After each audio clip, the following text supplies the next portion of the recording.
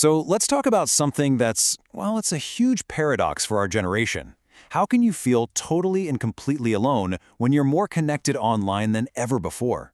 If you've ever felt that, you are definitely not alone, and psychology has a pretty fascinating explanation for it. I want you to picture this for a second. You post a photo and boom, your phone just lights up. You've got likes, comments, notifications just pouring in. I mean, on paper, you are popular, you're connected, you're seen. But then, you lock your screen. And in that silence, that sudden quiet, you feel it, don't you? That heavy feeling of loneliness just kind of washes over you. This is an incredibly common experience, but the reasons why are so often misunderstood. It's so easy to just dismiss it or for other people to say, hey, you're just being ungrateful for all the connections you have. But psychology gives us a much deeper and honestly a more validating way to look at it. The problem isn't that you're broken, it's that your brain is incredibly smart. It's wired to know the difference between what's real and what isn't, and it's sending you a pretty loud signal that something important is missing. So what's the first piece of this puzzle? Well, it boils down to this. Our brains are hardwired to reject interactions that don't have real, genuine vulnerability. We're craving something much, much deeper than what a like or a quick comment can ever give us. I mean, think about it. Real friendships are built on this stuff. They're built on sharing our screw-ups and our messy, imperfect lives. But online, we are surrounded by highlight reels. We see the big promotion, but not the months of insane stress that led to it. We see the perfect vacation photo, but not the argument that happened literally 2 minutes before it was taken. And that really gets to the heart of it. Your brain knows the difference between a double tap on a perfectly filtered photo and a real conversation with someone who's got your back. It starts to feel undernourished, you know? And that leads to this profound sense of loneliness, even when you're swimming in a sea of likes and follows. Okay, so that feeling of emptiness? It gets amplified even more by our second point, just how unstable our digital relationships really are. It creates this constant kind of low-grade anxiety that's always buzzing in the background. In the digital world, a connection is just a click. A follow is easy, but that means it can be taken away just as easily. We see people ghosting each other, unfollowing someone over one comment, and it basically conditions our brains to always be anticipating loss. So what does that do to us psychologically? It creates this deep-seated fear that we can be replaced at any moment. And that can make us, downplay our own needs or avoid any kind of conflict just to stay in the group. We end up living with this quiet anxiety that, to the people on our screens, we are fundamentally disposable.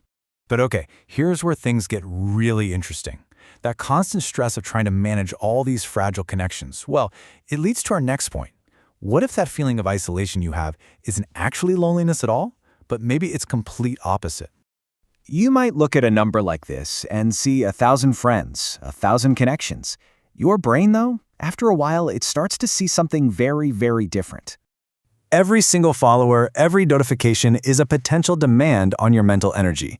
And over time, that constant stream of input doesn't feel like connection anymore. It starts to feel like an assault on your system. And this creates a really vicious burnout cycle. Your nervous system just gets totally overloaded. And your brain starts to link people, social interaction, with stress. So that feeling of wanting to cancel all your plans and just stay home, it might not be you being antisocial. It might just be your brain desperately trying to recharge from some serious emotional exhaustion. All right, this next point is going to hit home for anyone who just loves a deep conversation, who feels like they see the world in layers. There's this massive mismatch between a complex mind and the world of social media.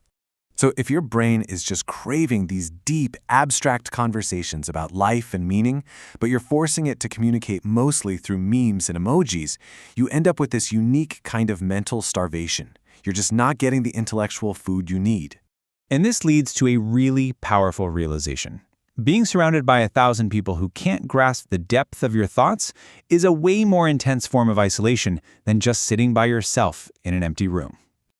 And that brings us to the final and maybe the most personal piece of this whole puzzle, the huge gap between who we really are and the person we project to the world online.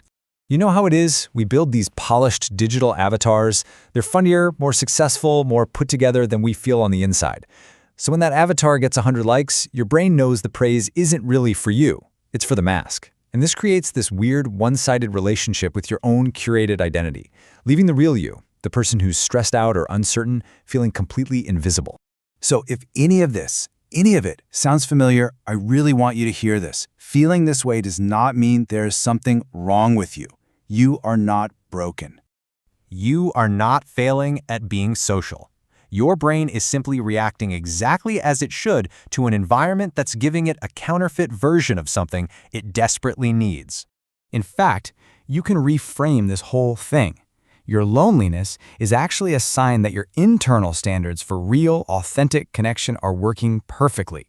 It's like an alarm bell telling you that you are craving something real, something vulnerable, and something true. And that's really the big question to leave you with, isn't it? Once you start to see the hidden psychology behind why you feel this way, you can't unsee it. And that new understanding, that gives you the power to go out and seek the kind of connections that will truly, actually nourish you. Subscribe to Missing Layer right now, because once you understand how your mind actually works, you stop fighting yourself and start working with it. Please like and share this video, and I will see you in the next one.